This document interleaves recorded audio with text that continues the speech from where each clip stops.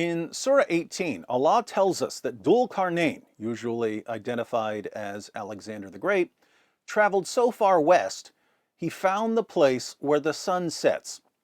Not only can I guarantee that Alexander the Great never found the place where the sun sets, we know that this was a popular story during Muhammad's lifetime.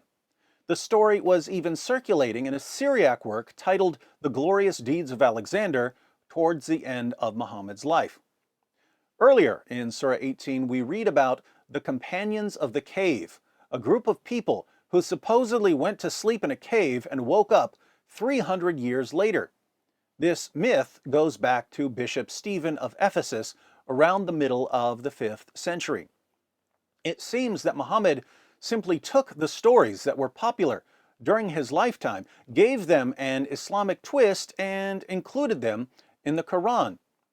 What's interesting is that even the pagans of Mecca were better at recognizing fiction than Muhammad was.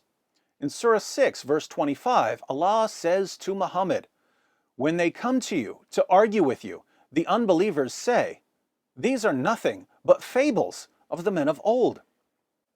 Here we have pagans saying, "Muhammad, you don't really believe these stories, do you?"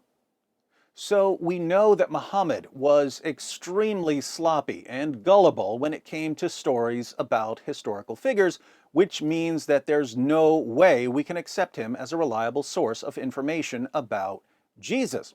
One of whose contemporaries said of him in Ibn Ishaq, page 243, "Muhammad is all ears. If anyone tells him anything, he believes it."